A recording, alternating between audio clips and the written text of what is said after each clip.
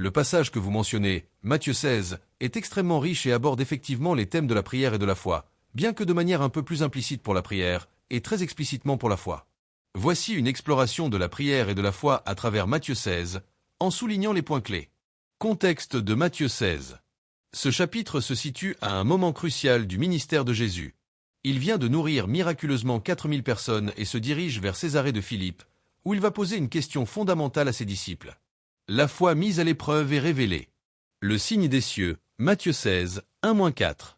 Les pharisiens et les sadducéens demandent à Jésus un signe du ciel pour le tenter. Jésus les réprimande, leur disant qu'ils savent discerner le temps qu'il fera d'après l'aspect du ciel, mais qu'ils ne savent pas discerner les signes des temps. Il refuse de leur donner d'autres signes que celui de Jonas. Implication pour la foi. C'est un manque de foi profond. Ils sont aveugles aux œuvres évidentes de Dieu et demandent des preuves supplémentaires, refusant de croire en ce qui est déjà manifeste. La vraie foi ne cherche pas constamment des signes, mais reconnaît Dieu à travers ses actions et ses paroles. Le levain des pharisiens et des sadducéens, Matthieu 16, 5-12. Jésus met en garde ses disciples contre le levain des pharisiens et des sadducéens. Les disciples comprennent mal, pensant à du pain. Jésus les corrige, expliquant qu'il s'agit de leur enseignement et de leur hypocrisie.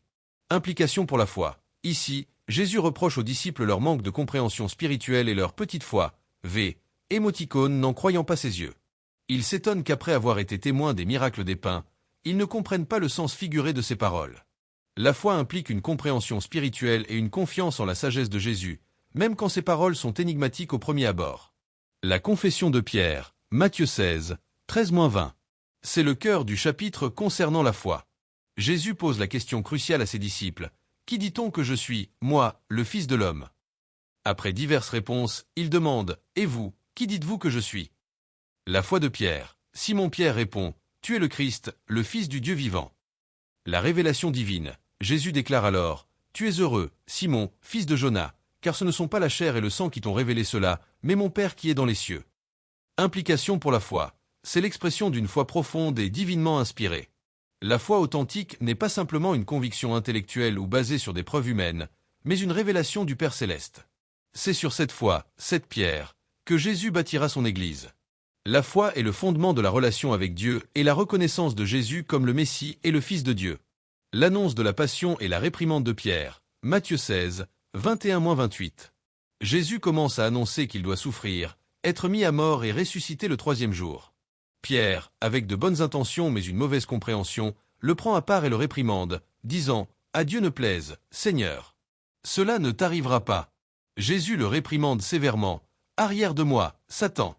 Tu mets une pierre d'achoppement, car tes pensées ne sont pas les pensées de Dieu, mais celles des hommes. » Implication pour la foi. Même une grande foi comme celle de Pierre peut être mélangée à des pensées humaines et charnelles.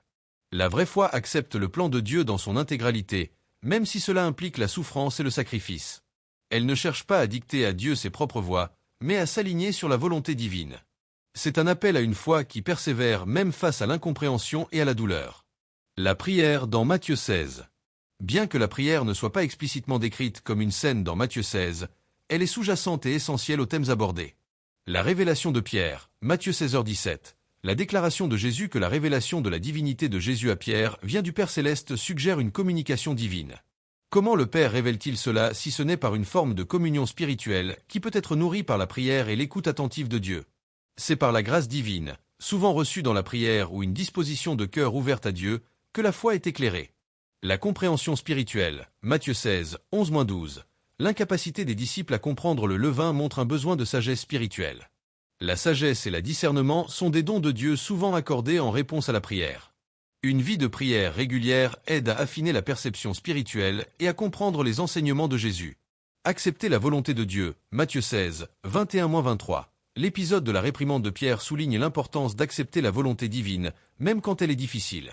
La prière est le moyen par excellence de soumettre sa volonté à celle de Dieu et de demander la force d'accepter ses plans, comme Jésus l'a fait à Gethsémane. Prendre sa croix, Matthieu 16, 24-28.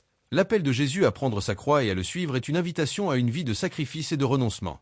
Une telle vie ne peut être vécue sans une dépendance constante à Dieu, exprimée par la prière pour la force, la persévérance et la direction. La prière devient le carburant pour vivre cette vie de disciple. En résumé pour Matthieu 16.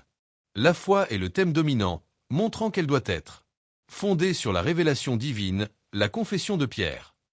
Capable de discerner les signes des temps, contre les pharisiens. Associée à la compréhension spirituelle, contre le levain. Prête à accepter le plan de Dieu, même la souffrance, la réprimande de Pierre.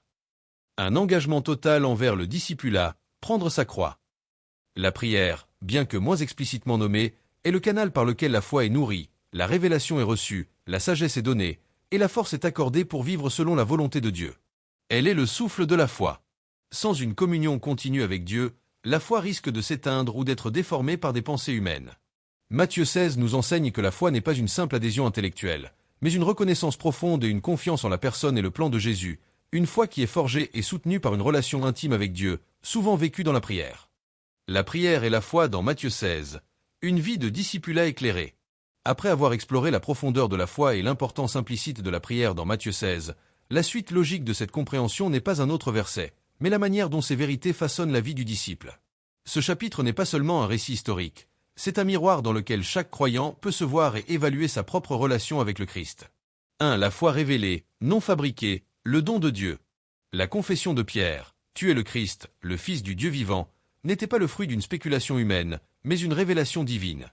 La suite de cette compréhension pour nous est cruciale. La vraie foi n'est pas quelque chose que nous pouvons générer par nos propres efforts intellectuels ou émotionnels. C'est un don de Dieu. Implication pour la prière. Si la foi est un don, alors la prière devient le moyen par excellence de demander ce don. Comme l'homme dans Marc 9h24 qui s'écrie « Je crois, viens au secours de mon incrédulité », nous pouvons humblement prier pour que Dieu nous ouvre les yeux à sa vérité, pour qu'il augmente notre foi et nous révèle davantage la personne de Jésus. La prière devient alors moins une liste de requêtes et plus une posture d'ouverture et de réceptivité à l'œuvre de Dieu en nous. 2. La foi discerne, la prière éclaire, contre le levain. Jésus met en garde contre le levain des pharisiens et des sadducéens, leurs enseignements et leur hypocrisie. Cette mise en garde souligne l'importance d'un discernement spirituel aiguisé. Une foi mature ne se contente pas d'accepter aveuglément, mais elle est capable de distinguer la vérité de l'erreur. Implication pour la prière. Le discernement spirituel est un fruit de l'esprit, souvent cultivé dans la prière. Jacques 1h5 nous encourage. Si quelqu'un d'entre vous manque de sagesse, qu'il la demande à Dieu, qui donne à tous simplement et sans reproche, et elle lui sera donnée. Par la prière constante et l'étude de la parole, le disciple développe une sensibilité à l'esprit qui lui permet de déjouer les tromperies et de rester ancré dans la saine doctrine.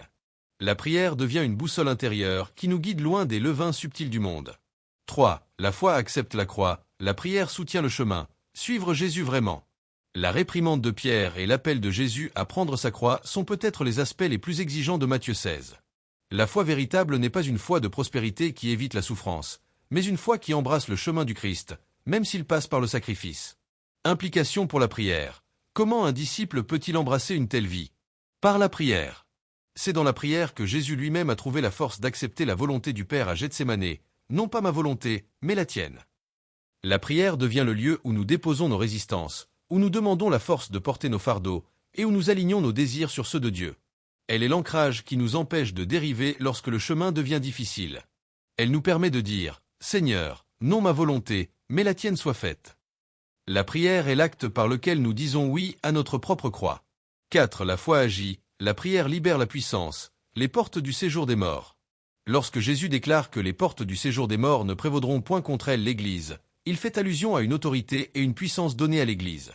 Cette autorité est exercée par la foi et souvent manifestée par la prière. Implication pour la prière. Si la foi est la confiance en la puissance de Dieu, la prière est le moyen par lequel cette puissance est libérée. C'est par la prière de foi que les disciples, et plus tard l'Église, pourront accomplir de grandes choses, guérir les malades, chasser les démons et proclamer l'Évangile. Matthieu 17h20, juste après cet épisode, montre Jésus disant que la foi, même petite, peut déplacer des montagnes. La prière de foi n'est pas un vain souhait, mais une déclaration confiante des promesses de Dieu, libérant sa puissance dans le monde. En conclusion, la suite de Matthieu 16 pour la prière et la foi est une invitation à une vie de dépendance continue envers Dieu. C'est un appel à demander sans cesse une foi plus profonde, à chercher le discernement spirituel par une communion constante, à embrasser le sacrifice avec courage et à libérer la puissance divine par une prière confiante. C'est dans cette synergie de foi et de prière que le disciple trouve la force de suivre le Christ et de voir le royaume de Dieu progresser. N'oubliez pas de vous abonner à la chaîne, d'activer la cloche de notification pour ne rien manquer et de laisser un commentaire pour partager vos impressions. Votre soutien est précieux.